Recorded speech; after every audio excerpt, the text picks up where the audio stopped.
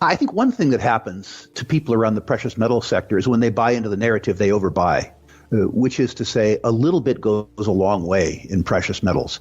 Precious metals can go very long periods of time, 6 or 7 years, and make you no money. But when they do make you money, they make you gobs of money, and they make you that money quickly. So you need to be in place at the beginning of a market, and you need to have a fairly broad range of tolerance for time. You and I have talked for years about the Barron's Gold Mining Index, which I will send to those listeners of yours who are interested. And looking at that index is really instructive. The average precious metals bull market is not like some people think, 2 or 3 years. The average is 10 or 11 years. And those bull markets are punctuated by fairly long and fairly deep market declines, which is to say cyclical declines in secular bull markets. In 1975, as an example, there was a 50% decline that lasted 14 months. People who got shaken out missed a move at the end of that market from $100 an ounce to $850 an ounce. And they missed a move in the equity indexes that was almost double that. So I think it's important that people understand that these markets take time and that these markets, the volatility in these markets, will test you. I think, too, that people need to examine their premise around precious metals. I believe that a move higher in precious metals is absolutely inevitable. And I believe that to be true for 4 reasons, which I'd like to give your listeners.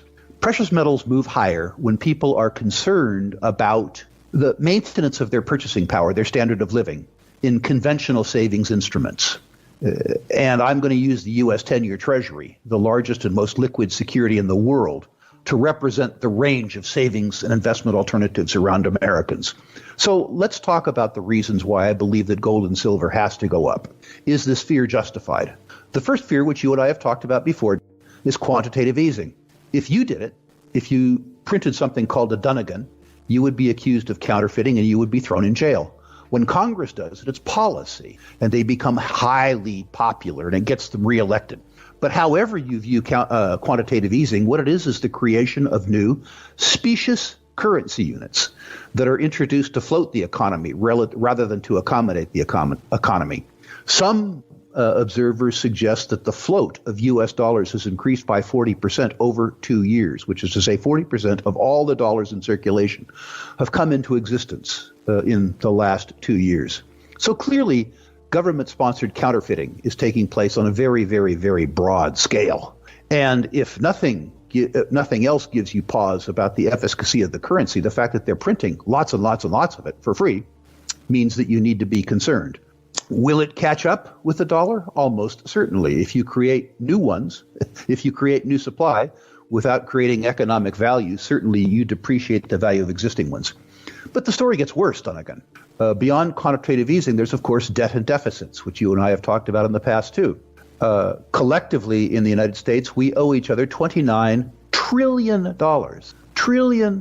on balance sheet. Now, net of the Fed's own balance sheet, that's only $22 trillion. But that's on balance sheet. We also have off balance sheet liabilities, Social Security, Medicare, all those things. I'm not going to get into a policy discussion.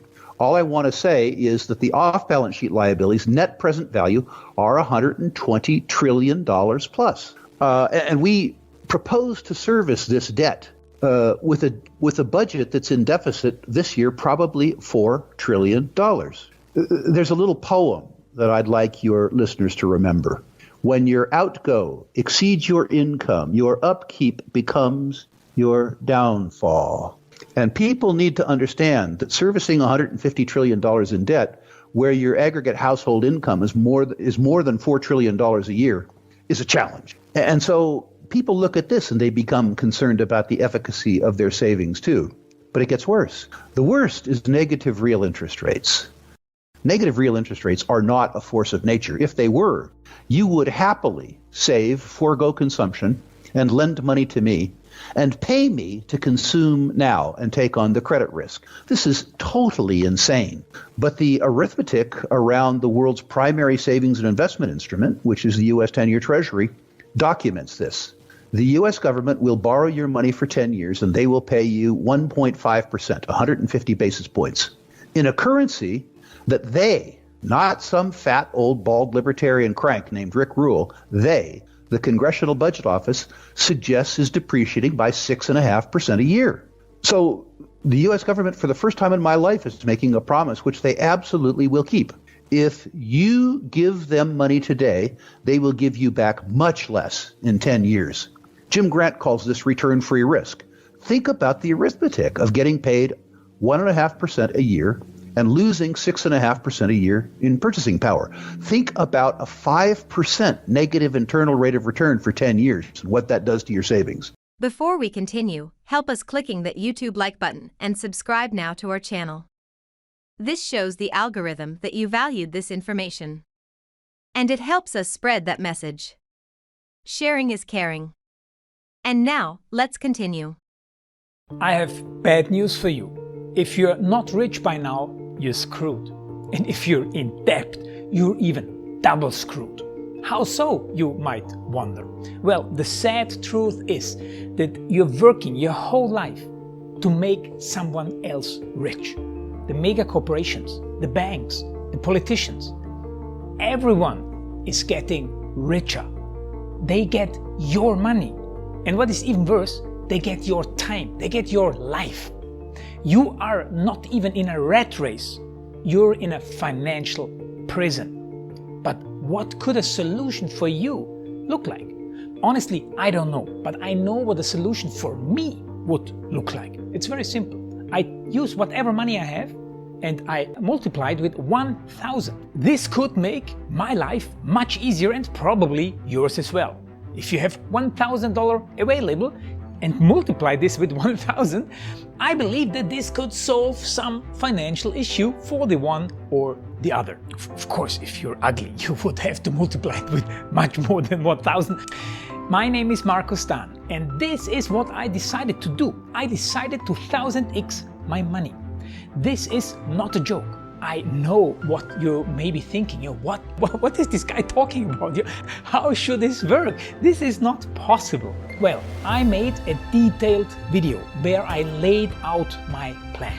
And some clever folks might even want to look at this plan and copy it and do exactly what I do. This is just a little hint on the side. You have two options. You leave, you forget what you have seen. You do whatever you're doing and you hope that somehow you get some other results. Good luck with that. Or you click the link below the video. You enter your email address because I'm not showing this to everybody. You at least watch my video on how I plan to 1000x my money. The choice is yours. Make the right choice. Join me. See what a different future you could have. See at least how I intend, how I plan to do the 1000x. So click on the link below, enter your email address, and I see you on the other side. Your Marco Stan.